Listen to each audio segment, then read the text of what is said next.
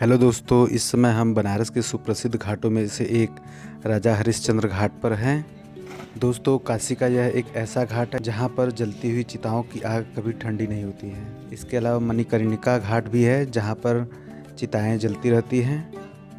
दोस्तों, आज हम बात करेंगे राजा हरिश्चंद्र घाट के बारे में और यहाँ पर होने वाली लाशों का अंतिम संस्कार के बारे में। दोस्तों, इससे पहले हम आगे बढ़े, अगर आपने हमारे यूट्यूब चैनल एंडलेस जर्नी को अभी तक सब्सक्राइब नहीं किया है तो जल्द से जल्द सब्सक्राइब कर ले ताकि आपको ऐसे ही ढेर सारे ट्रैवलिंग वीडियोस दिखा सकें। दोस्तों, आप सामने देख सकते हैं मृत शरीर को गंगा नदी में नहलाया जा रहा है और दूसरी ओर लकड़ियों का ढेर इकट्ठा किया जा रहा है जहाँ पर लाश को जलाया जाएगा।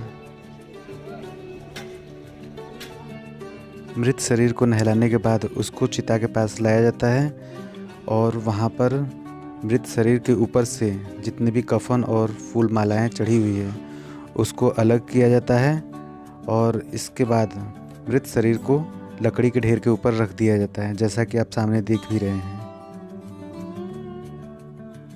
दोस्तों, यह एक ऐसा घाट है जहाँ पर लोग आने के बाद अपने सभी दुख और गम को भुला जाते हैं। अर्थी में इस्तेमाल किए गए बांसों को इसी तरह से छुड़ाया जाता है। इनके धागों को हाथ से नहीं छोड़ा जाता है, इनको इसी तरह से टेढ़ा मेढ़ा करके तोड़ा जाता है।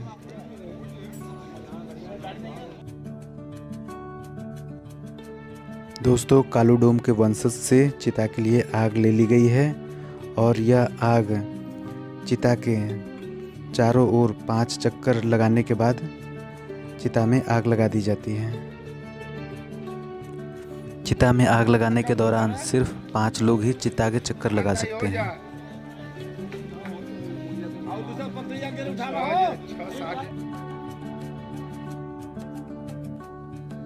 दोस्तों, चिता में आग लगाने के बाद राल का सहारा लिया जाता है जिसके माध्यम से आग लकड़ी में बहुत तेज़ी से पकड़ता है और पूरी की पूरी लकड़ी और लाश बहुत ही आसानी से जल जाता है। दोस्तों, पौराणिक दृष्टि से राजा हरिश्चंद्र घाट का विशेष स्थान है। यह घाट मैसूर घाट एवं गंगा घाटों के मध्य में स्थित है।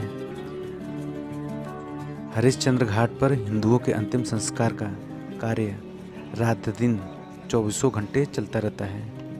यह ऐसा घाट है जहां पर मोक्ष की प्राप्ति होती है। बनारस में मृतकों के अंतिम संस्कार के लिए 2 घाट काफ़ी प्रसिद्ध हैं। पहला मणिकर्णिका घाट और दूसरा राजा हरिश्चंद्र घाट। हरिश्चंद्र घाट के कालू डोम ने राजा हरिश्चंद्र को खरीदा था, इसलिए इस घाट का नाम राजा हरिश्चंद्र घाट पड़ा। हरिश्चंद्र घाट पर चिता के अंतिम संस्कार हेतु सभी प्रकार के लकड़ी, कफन, धूप, राल इत्यादि की समुचित व्यवस्था है। इस घाट पर राजा हरिश्चंद्र, माता तारामती एवं रोहतास का बहुत ही प्राचीन मंदिर है और साथ में एक शिव मंदिर भी है। वर्तमान समय में इस घाट पर एक विद्युत शवदाह भी है, परंतु इसका प्रयोग कम लोग ही करते हैं।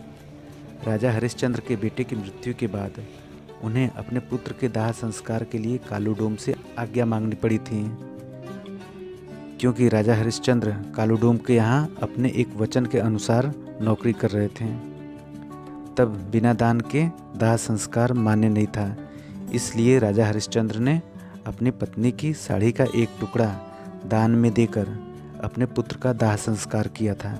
तभी से यह परंपरा चलती आ रही है। दोस्तों, आप सामने देख सकते हैं एक साथ कई चिताएं जल रही हैं। एक तो जो मेन घाट पर जल रहा है वो चिता और दूसरा लोहे के एंगल पे चिता जल रही है और इसके अलावा गंगा नदी के किनारे नीचे एक लाश जल रही है, जिसमें से अभी आप देख सकते हैं धुआं उठ रहा है। दोस्तों, इसलिए इस घाट को ऐसा कहा जाता है कि यहाँ की चिता कभी ठंडी नहीं होती है और यहाँ पर 24 घंटे लगातार आग जलती रहती है। दोस्तों, सामने यह शिव मंदिर है जहाँ पर पंडा लोग पूजा पाठ कर रहे हैं। दोस्तों, चिता के जलने के दौरान आप वहाँ के अगल बगल के घाटों का भ्रमण कर सकते हैं।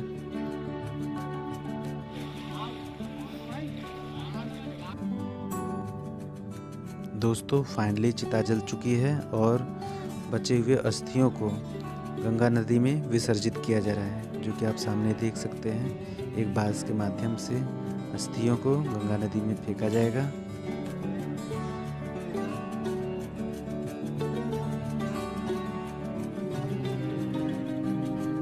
अस्थि विसर्जन के बाद दोस्तों जहाँ पर चिता जलती रहती है वहाँ पर गंगा नदी के पानी के माध्यम से उस आग को बुझाया जाता है।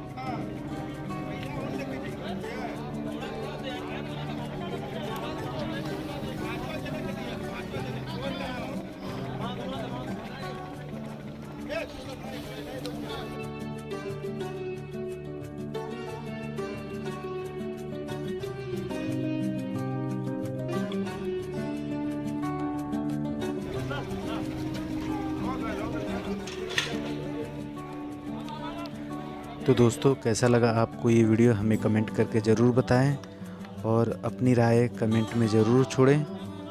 और दोस्तों अभी तक आपने हमारे YouTube चैनल एंडलेस जर्नी को सब्सक्राइब नहीं किया है तो जल्द से जल्द सब्सक्राइब कर लें, ताकि आपको ऐसे ही ढेर सारे ट्रैवलिंग वीडियोज़ दिखा सकें। और वीडियो को आखिरी तक देखने के लिए धन्यवाद।